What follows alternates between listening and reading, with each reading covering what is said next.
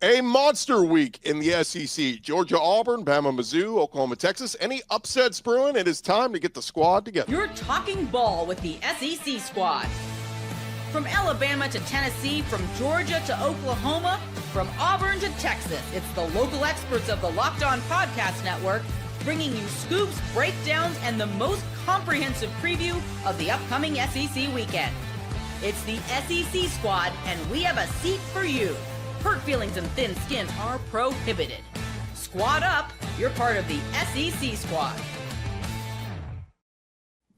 And welcome into the SEC squad. Sit back, grab your favorite beverage, and join us as we get you ready for another week talking all things SEC. Today's episode brought to you by FanDuel. Right now, new customers can bet just $5, and if your bet wins, you'll get $300 in bonus bets to use across the app. Download the FanDuel app today. Let's welcome in our panel, a full house this week, as we welcome in Jay Smith from Locked On Sooners, Zach Blackerby, Locked On Auburn, Stephen Willis, Locked On Ole Miss, Corey Burton, Locked On Vandy, Eric Kane making an appearance, Locked On Vols, John Neighbors from Locked On Razorbacks, and Jimmy Stein, Locked On Bama. Gents, as we do every week, tradition, first segment, we'll go around the horn. Give us a prediction for your team this week, something you think is going to happen with your team. Jay Smith, we'll start with you.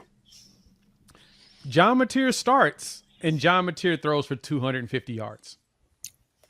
Very interesting. That's the talk of the week this week. We'll get to that in a second. Zach Blackerby, a prediction for the Auburn Tigers. We score multiple offensive touchdowns this week. That would be a massive improvement. And would double it. Yeah. Stephen Willis, a prediction for the Ole Miss Rebels. Keywan Lacey runs for 150 and 3 touchdowns against Washington State. Yeah, such a weird game to be playing at this point. Well, it's only because Wake Forest chickened out is the reason they're playing this game. Corey Burton, still licking your wounds. Vanderbilt off that loss. Give me a prediction. Well, they're in a bye week, so they'll be watching plenty of football this weekend. So there you go. Eric Kane, Vols back in action. Give me a prediction. Yeah, I think this game will be decided in regulation for the first time in conference play. Tennessee, 2 conference games, 2 overtime games. So I think Tennessee will win a conference game in regulation this week. Play with fire there. How about John Neighbors, the start of the Bobby Petrino era 2.0? I'm sure it'll go exactly according to plan like everybody expects it to, and it won't be harmful or give any Razorback fans hope. In fact, that's what I think is going to happen is just like every other game. You're going to give hope. You're going to play well. But it's not going to matter. Still going to lose in the end, and still going to be in turmoil as far as if Bobby's the guy or not. Gosh, it's like a dark cloud over your head when you talk about Arkansas. You Neighbors, man. You blame me? I had people reach out to me, John, and say, man, John sounded really upbeat and really excited compared to how he sounds on the squad show when we did our crossover this week. I'm like, I think he's just excited for change. But here you go, Debbie Downer here on the squad show. I think it's Gordy. I think Gordy puts him in a bad mood. I think all of you put me in a bad mood. I thought you loved me, Neighbors. I thought we had a thing. Jimmy Stein, got a Bama prediction for this week? I think win or lose, Ty Simpson over 300 yards against Missouri, who's pretty good against the run, but has been susceptible in the pass game. Another big day for Ty Simpson. Yeah, I was doing some deep diving into numbers, and I was surprised how close Ty Simpson and Joey Aguilar are in a lot of passing statistics. Aguilar's got more interceptions, but very comparable numbers. So we'll see if both those guys can keep it rolling. Good. Ty Simpson's a pretty good quarterback, we'll say. As we dive into discussing some of the games, guys, it is Red Rivalry week, and I want to kind of start there because, as Jay mentioned, all eyes on John Mateer. Is he going to go? I'll admit, guys, this was a Big 12 rivalry for so long. I like this as an SEC rivalry because Texas fans are talking smack. Oklahoma fans are talking smack. I'm excited for this one. Jay, what's the vibe right now? I mean, the vibe is we saw what happened against Florida last week for Texas. That the one thing that they struggled the most at is that they could not stop the defensive line from getting into the backfield. And since we have arguably one of the best defensive lines in the country, that's going to continue being a problem for them. And so in our mindset, and most of the fans' thought process is they just want to see how Arch Manning handles the pressure that we know Brent Venables is going to dial up. Coming into this season, when we talked about the Bryce Underwood game, Brent Venables is really good against first-time quarterbacks.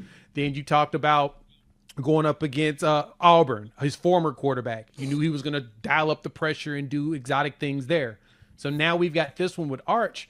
The expectation is this defense is going to once again lead the way. Now, as I mentioned before, I expect John Mateer to play. Shout out to the Tortilla Presser who gave us the tip last week that he said he was going to play.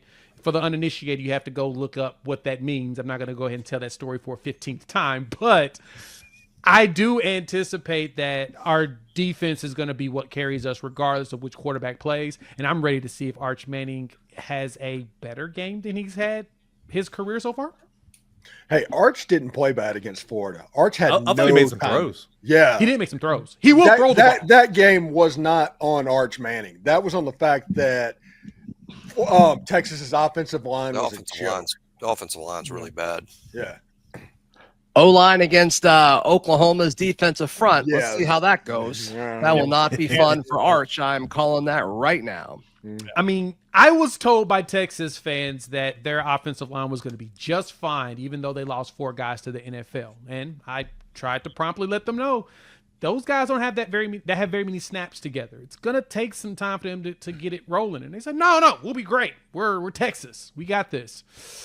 Just fine does not look too hot right now. It's Exactly. On the roundtable on Sunday, I did say that I called Texas being on 8-4 watch for the whole offseason. And unfortunately, I was pumping sunshine because there's no way they're getting 8 wins. Wow. Dang. oh Pick them while they're down, Steve. yeah. I'll say this too. Trey Wisner, apparently, when he scored that touchdown late, what do you have, like 8 carries for 11 yards or something like that? But he, at the end, they said he grabbed his hamstring, and so he's a little bit banged up. And it's like that was supposed to be Texas's bread and butter. We didn't know what Arch was going to be, but we knew Texas, they're going to run the crap out of the football. They have not consistently run the football well, and they've been banged up. C.J. Baxter, Trey Wisner, it's just been a mess. So what's the vibe from the rest of the panel in this game? Gordy's already said it, but I'm impressed by how quickly this feels like an SEC football game. I mean, they're new to the league, and all of a sudden this feels like one of the SEC's oldest and best rivalries. That's what this feels like, and I think it's such a great addition to the league that this game counts as part of the SEC inventory. And the Oklahoma we've seen so far, and the Texas team we've seen so far, Oklahoma is clearly better. So I think I like Texas to win. Yeah, I'm I'll a be long-standing member of the conference. I appreciate finally feeling accepted. Thank you. I mean, it almost feels like that long-standing Ole Miss Oklahoma rivalry. I mean, it almost that feel to it. It's so classic. It just We've been lifelong rivals for like 3 weeks now. Minimum. Great, man, and hopefully Texas Oklahoma will live up to that rivalry. But no, I'm interested to see John Mateer, how his hand responds, because that's a tough thing to come back from so early. So how does his hand respond? How does the play calling go around his hand, and how do they protect him? You know, what does it look like for Oklahoma? Because it's not an easy defense. Texas defense is not an easy defense to try out. Just got surgery to the hand. It's not. Go ahead, Eric. We're losing Corey's going underwater. Uh-oh. Yeah, I mean, I was just going to say, Jay, I know you expressed confidence that he's going to play, but I mean, again, this was the thumb on his throwing hand, right? Mm-hmm. Yeah, it was. It was his right one. It's like at the bottom. What I've been told is it's more about can he grip a ball well? And that's really the biggest question. It's pain management. So, and I know Venables said he hadn't done any good on good. This was Monday, I believe. So I mean, maybe that changed. No, it was today. Yeah, Monday was the practice. So it was today. He did it this morning. Jay, this show comes out later in the week. Yeah, my bad.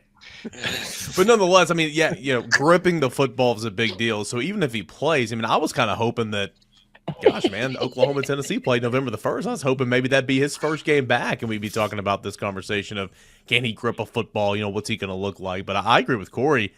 That's going to be a huge part of the football game in terms of how you're going to call it if he's in there. But back to what you said earlier, Jay, about defensive pressure, all the external factors outside of the quarterback position in this game, it just screams Oklahoma. I've been really impressed with Oklahoma so far this year.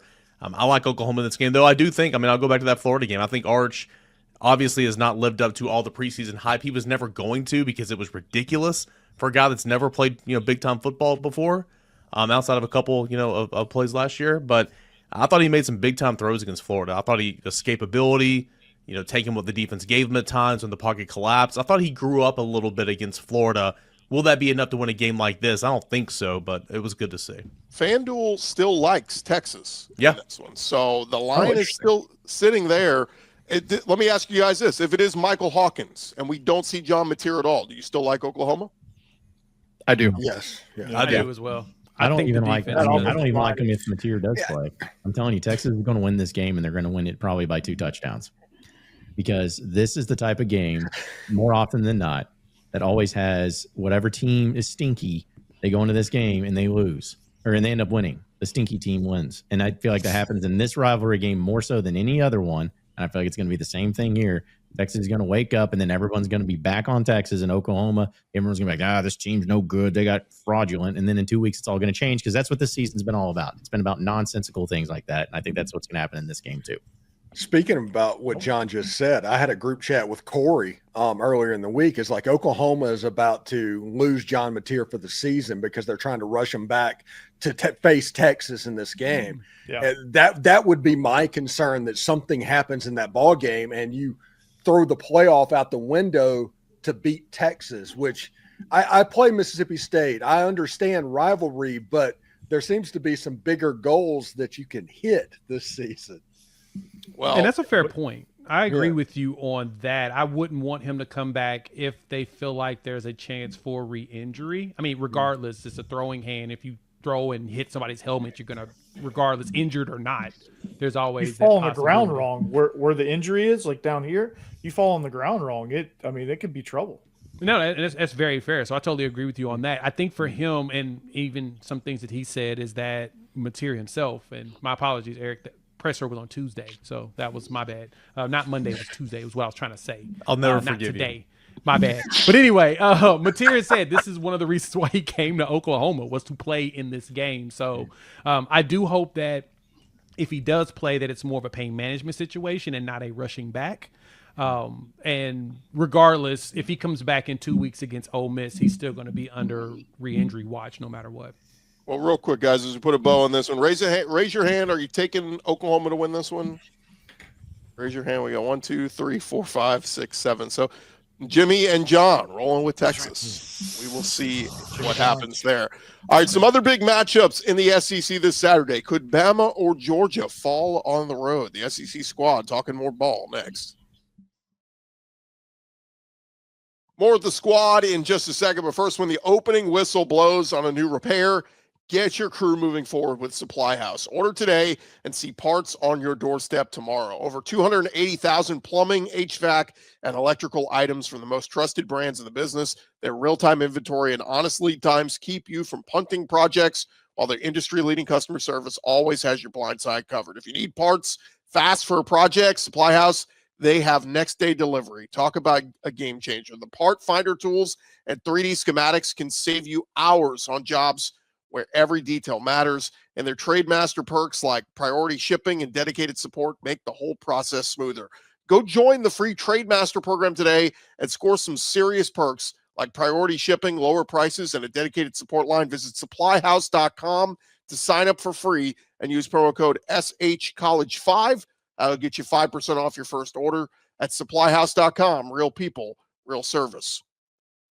This episode also brought to you by our friends at FanDuel. And look, the NFL season, we are in the thick of it. And FanDuel, they've still got the great offer going that you do not want to miss. Right now, new customers can bet just $5 and get $300 in bonus bets if you win. That's right. You pick a bet, you put down $5. If it hits, you'll unlock $300 in bonus bets to use across the app. And so many great ways to use FanDuel. We love taking a look at a lot of the college football betting lines. They got all the big games in the SEC every single week right there.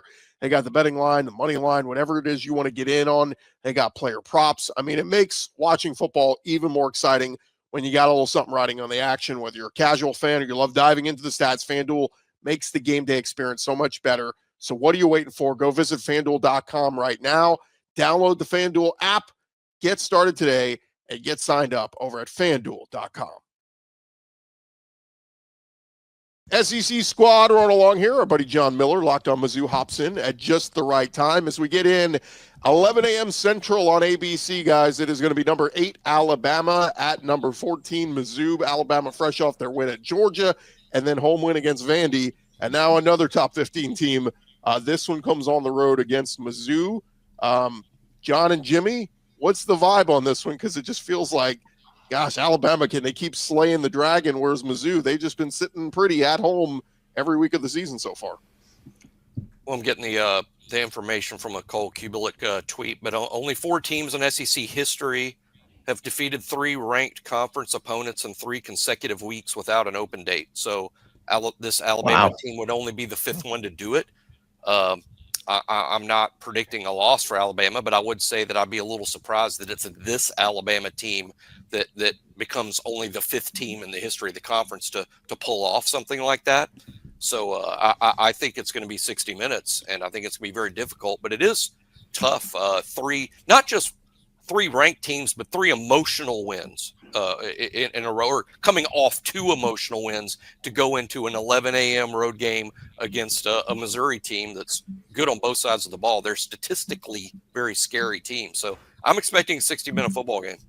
Yeah, I think it's a tough spot for Alabama, and yet I can't call it a trap game or anything. You look at the rest of the schedule for Bama, if they can get by this road game here in Columbia, really the Tide is sitting pretty with the rest of their schedule because the rest of their tough games are all at Bryant-Denny Stadium. So I think that's a huge advantage there. For me, if I'm looking at Alabama and Missouri just in terms of a matchup, the Tigers obviously haven't played the type of schedule that the Crimson Tide have played so far. But, man, Missouri has really stopped the run consistently. They've also given up some big plays in the past. I think Ty Simpson and Ryan Williams and company they're going to get their numbers. They're going to throw for probably 300 plus. But I just think if Missouri can make Alabama one-dimensional, I think it's going to be interesting. To me, this is a coin flip kind of game. Anybody else got a read on Alabama at Mizzou? I mean, Jimmy put it out there. It's a lock. Jump on Mizzou. They're going to win this one. Jimmy, Ahmad Hardy, I really like him as a running back. I mean, he might be one of the best in the conference. Like, what kind of problems does he pose for this Alabama defense? Well, significant. Alabama had struggled stopping the run. I think the Vandy game was a good illustration of good Alabama and bad Alabama in the first quarter. They gave up 1 million yards rushing to Vanderbilt, but then over the last 3 quarters, hold them to 20 yards. What does that mean against Missouri? Probably not much, because Missouri runs the ball so differently than Vanderbilt. It's a different type of rushing attack, but the production is just crazy. Ahmad Hardy's the guy everybody talks about, of course. Heck, I think even comparisons to a guy like Ashton Genty are fair when it comes to Ahmad Hardy. But the number 2 back, he averages more yards per carry than even the starter Hardy. So Jamal Roberts, I think, has 7.3 yards a carry. This is a powerful team on the ground, and Bo Prabula can beat you, with his arm if you overplay the run. Difficult offense to prepare for. But John brought up the schedule. I think a lot of Missouri, we're going to find out if Missouri's statistics are a little fraudulent based on who they've played. ESPN says schedule's 109th. Alabama's is 3rd so far. No doubt Alabama's more battle tested, but Missouri statistically is a very scary ball club, and it starts with how they run the ball. Yeah, I think that's exactly right. That's why this is a tough one for me to call, and I'm kind of waffling back and forth on it. And really, I think it's a cop-out to call it a coin flip, but I really feel that way. I think if this were in Tuscaloosa, I would certainly favor the Tide, but in Columbia, a place where Missouri hasn't lost since 2023 to Jaden Daniels and LSU, Malik Neighbors, that whole crew, I just think it's a tough place to play, a tough spot for Bama in a game that Missouri's probably been preparing for 3 weeks at this point. And by the way, Corey, you said Ahmad Hardy, one of the best running backs in the SEC. How about they're coming off a bye week and he still leads the nation in rushing? The nation. The best running back. Yeah, that's right now. Yeah. I mean, there you go. Yeah, just his yards after contact is a good statistic alone. Just that alone would be up there in terms of rushing yards in the conference. I mean, he'll be back next year. Yep, 100%. Lawrence County, Mississippi for the win. Hell yeah. Zach, let's real quick, by the way. Running back Jamal Roberts is so good he won American Idol last year. There you go.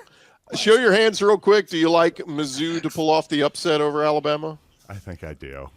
Lord There help you me, go, I John. think I Attaboy, do. John. Only 3 of us. Everybody else rolling with Alabama on the road. You're with the sharp money, baby. Zach, let's get to your game. 6:30 Central on the plains of Auburn on ABC. It'll be number 10 Georgia at 3-2 Auburn. No Brock Bowers in this one for you, Georgia. But Zach, I've just been building it up. I think Auburn's offense is going to look much better at home. What say you? I hope so. I mean, they've got the dudes to do it. Sometimes I think it's play calling. Sometimes I think it's been the quarterback wanting to hold on to the football. But I mean, the way I've been talking about this one for 2 weeks now, it's like they could do it, but until they do it, I have a hard time getting there at this point. Yeah, I mean that's fair. I mean, it's been kind of a mess over there at Auburn. Thanks, Corey. About. Yeah. Appreciate that. I feel like it has been. Let me phrase this to everybody. More likely to happen. Hugh Freeze on the path to getting fired here the next couple of weeks, or Auburn's offense gets better. Which one's more likely? Yes. Absolutely yes. So No, I hate to be this guy, but like, and Hugh Freeze has said this, but I feel like it's more okay if we say it than if the head coach says it. But like Auburn has had his hands full the last 2 outings, and it's been close with 2 top 10 teams.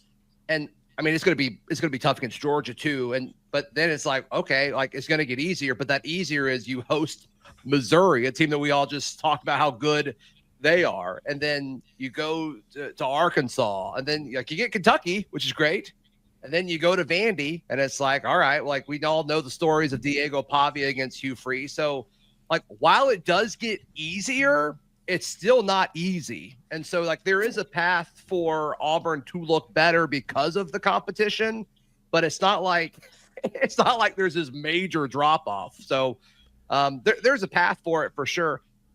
A lot of Auburn fans are in the camp of like, if Auburn like looks terrible against Georgia, you know, they're ready to say, hey, Hugh, pack your bags. I'm not there yet because I mean, I picked Auburn to lose these 3 games going into the season, and then I picked them to kind of get hot after this game. So like, I'm not in the camp of like, let's burn it all down and start over. Like, that's just not where I'm at. I don't think that's entirely fair, but the offense has been bad. And with all of those weapons, it should get better. Anybody surprised the line's only 3.5? Yes, I've done like 5 shows on that. It's fascinating. I mean, I'm not an expert on Auburn clearly, but you know, Tennessee's played Georgia. I feel like I know Georgia pretty well, and that's a pretty good ball club. I know it's a road game. Plain's a difficult place to play, but at 3.5, night, Cam Newton night, I guess they're taking. Yeah, they're retiring Cam Newton's jersey, so that's going to be something. And I mean, we all know Jordan Hare makes weird things happen. On Cam Newton night, I mean, what kind of energy is going to be in there? You know, that's Does crazy. Deuce Knight have the same jersey number as Cam Newton? What's up? No. Deuce Knight doesn't wear the same number as Cam. No, we made Deuce wear. We said Deuce could not wear his number anymore. Perfect. Okay. Well, so You know, will we Kirby see? hasn't lost games like this. Cam Newton's It's an unlike Kirby Smart to lose a game. I mean, not in recent Georgia history have they lost a game like this one. But is this the weakest Georgia defense he's had in the last 5-6 years? Probably. Yeah, probably. Yeah, I think Probably. so. They look lost almost out there. Yeah. One thing's interesting. This feels like the game that Hugh Freeze has, locked the gates behind. Really shows out. As a person that went through the Hugh Freeze experience at Ole Miss, there was always 1 or 2 games every season to where everything clicked into place. And it feels like that is this game. Georgia's not quite right. Something just doesn't look right about them. Auburn struggled against top 10 teams on the road. Yeah, they didn't get blown out. Now they're coming back home. I'm expecting, honestly, Jackson Arnold and Cam Coleman to hook up at least twice in this game for long touchdowns. Oh, that'd be incredible. Even on that. But you're right, Stephen. Though I mean, even in his first 2 rosters, which were not as good as this one, I think we all agree that this Auburn roster is better than his first 2. I mean, he went down to it. I mean, Jimmy, obviously the 4th and 31 in his first year. And then Gordy, you mentioned Brock Bowers taking over in the 4th quarter in his first. Like, he's made it close. Like, he doesn't get, like, he keeps it close. And so he's got the dudes. It's just there's no offensive identity. Hopefully they figured some of that out over the bye week. It feels like the odds makers aren't really sold on Gunnar Stockton being able to win on the road. That's what it kind of feels like where this spread is. This Auburn defense is good. Like Auburn has a really good defense. If you can it really is. It is. And when you look at the swing as far as the spread goes, it would be 10 possibly if it was in Athens. So this is about right if you don't feel like the quarterback can handle the pressure on the road. And so as good as this Auburn defense is, that may be the reason why the spread is so low, and it could end up being a close game. I think Auburn can squeak it out if they just keep Stockton, busy. To me, Zach, I feel like Stevens sent you an eggplant emoji with what he was saying about this game. I mean, you were getting very excited there. What does that mean, Gordy? Can you break that down for me real quick?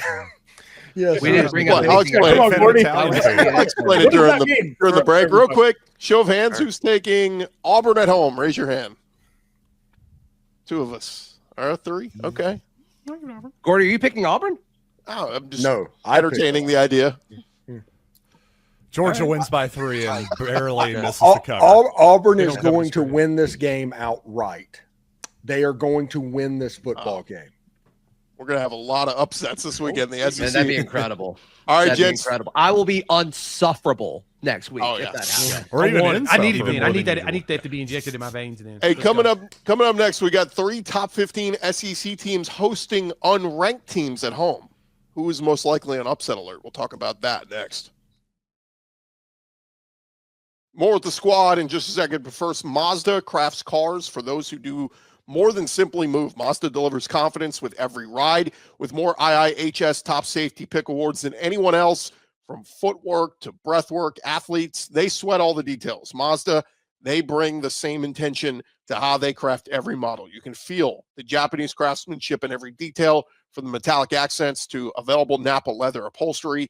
You can make everyday drives feel like anything but, from the smooth handling to the intuitive controls. And with the all-wheel drive standard in every crossover SUV, you're going to drive with confidence through almost any season. Like our players, we sweat every detail, because when you make every move count, impossible becomes irrelevant. Mazda, move and be moved. If you're thinking about getting a new vehicle, check out our friends at Mazda today.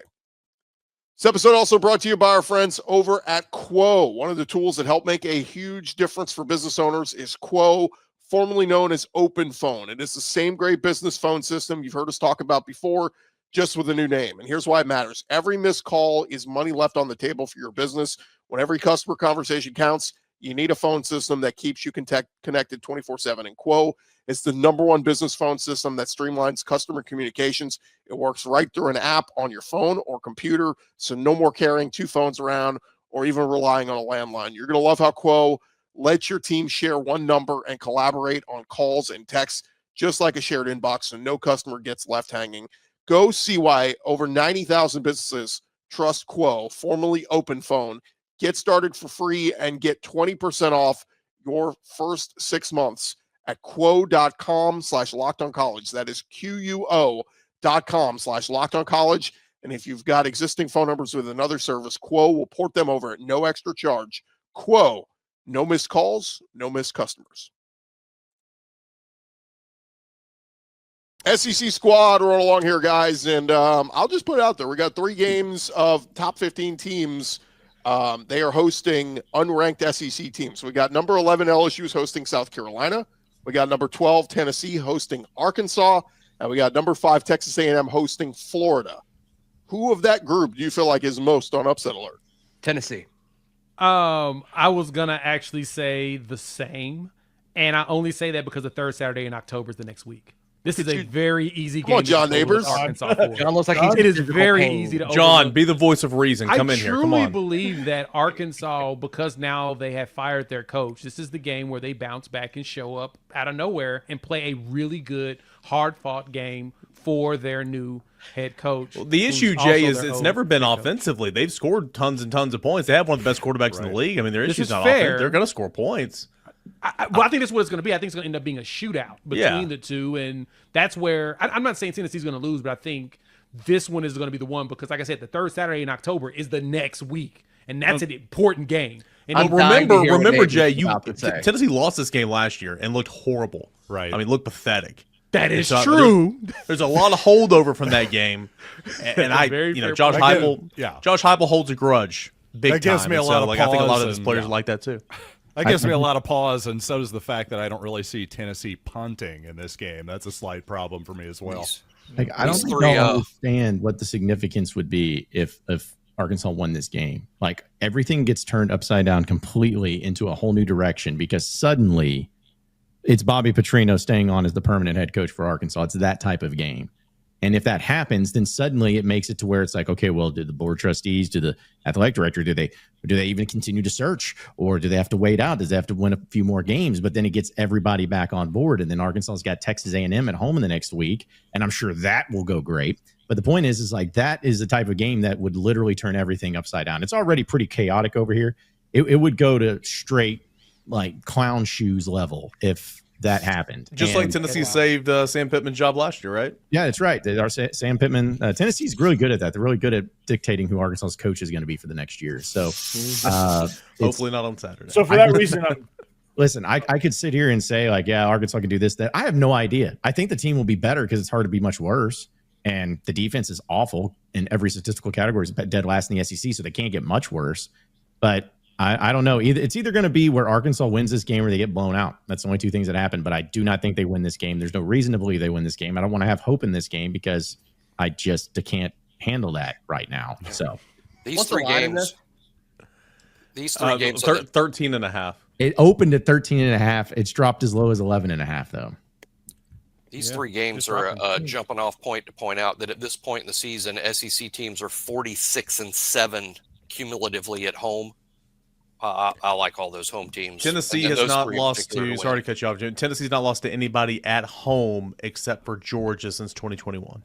But just also let the record show that Arkansas Kind of selected. has not lost Didn't they lose to Ole Miss In 2021? 2021, I said Oh, since okay. 2021. Get 'em, Okay. even. Or I guess since 2022. Better for you. Yeah. The record needs to reflect that Arkansas has not lost to Tennessee since 2007. It's true. Just saying. I will say this: I'm a little bit intrigued by Florida at Kyle Field. That's I know the a game I was tough going with, place John. I know that's a tough place to That's play, but tricky. I know everybody's focused on Texas right now and what they did in Gainesville. But to me, did that not look a little bit like a different DJ Lagway? I'll tell you this, that front four, I know the offensive line for Texas left a lot to be desired, of course. That front four for Florida is legit. They got that freshman wide receiver back whose name Dallas escapes Wilson. Dallas, Wilson. thank you. Yeah, that kid. That kid, he's pretty talented. But seriously, there's something about that game. I know everybody has been looking askance at Florida all season. All of a sudden, I'm going, maybe I can kind of see a path. I agree with you. Okay, so Florida, even when Florida was looking horrendous and Lagway was throwing pick sixes and Napier, I mean, again, I still don't think he's going to be the head coach of Florida next year, but when the offense was a laughing stock prior to on Saturday, the defense was still there. The defense was still carrying that team as much as they could. The defense is good. Yep. You get a good run game. Jaden Ball had over 100 yards on the ground. You get Lagway to play like that, just don't turn the football over. I mean, Tennessee got to the CFP last year thanks to a good schedule, but also running the football and playing defense. I mean, Marcel Reed is not good. Sorry. Like, he's not very good. So, I'm not saying Florida wins this game, but, like, of the three, John, I'm with you, man. I'm looking at this Florida A&M game. That was the one that's intriguing me. I think What I'll about say Marcel Reed threw the game winner at Notre Dame a few weeks ago, so he did do that. Now, at home, they struggled that 4 quarters against Auburn.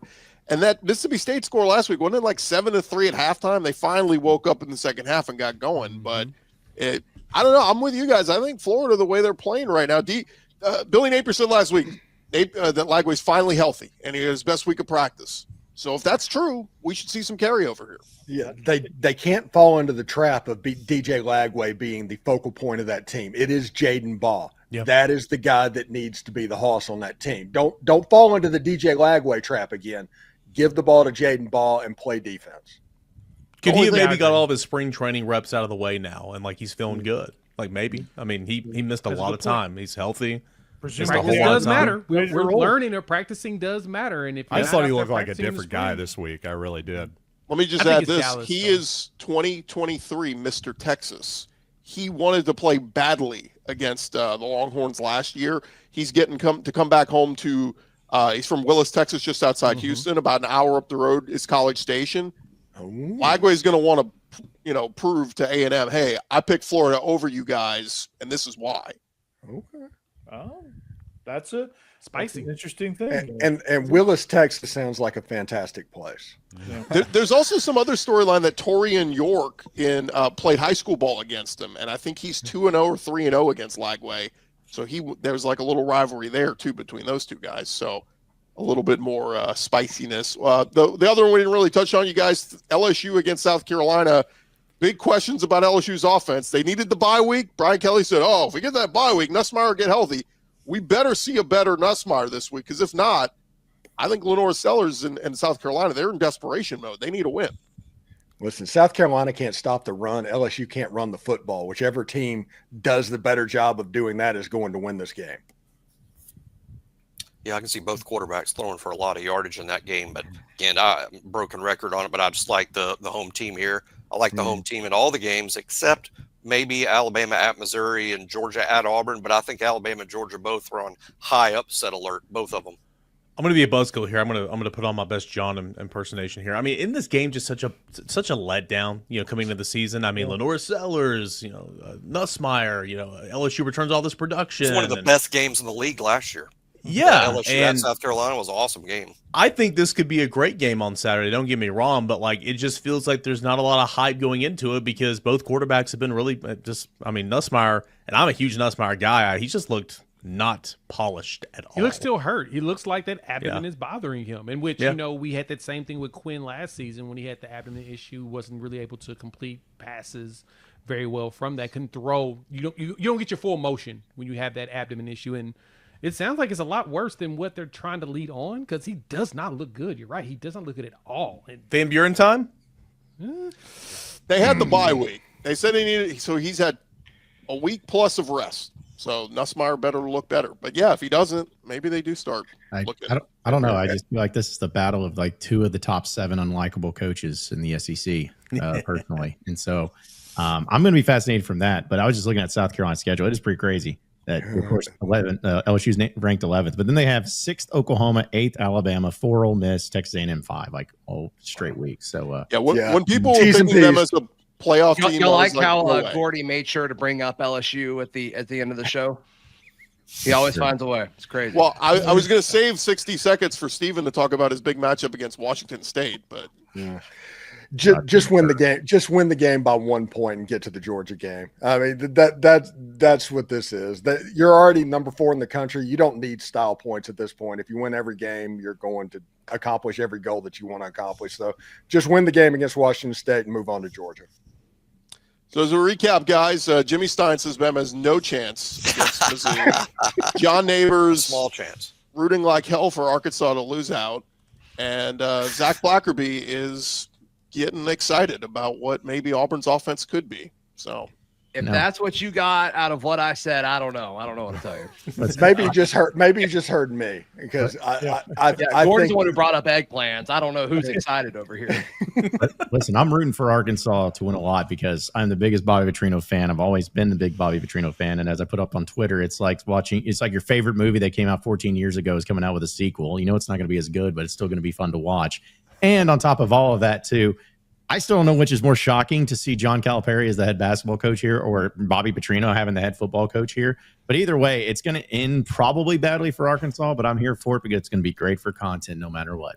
I'm going to vote for Petrino on that one, but it's a great call. Both of them are pretty shocking, but Petrino, the head coach of Arkansas, in the saddle, man. It's absolutely unbelievable. I love it. Just keep them off the motorcycle. Hey, guys, remember to follow and subscribe to your favorite SEC show. We'll be covering your favorite teams every day throughout the rest of the season. Don't forget, I'll have you covered with the entire conference every day on Locked On SEC, part of the Locked On Podcast Network, covering your team every day. We'll talk to you guys on our Sunday recap show.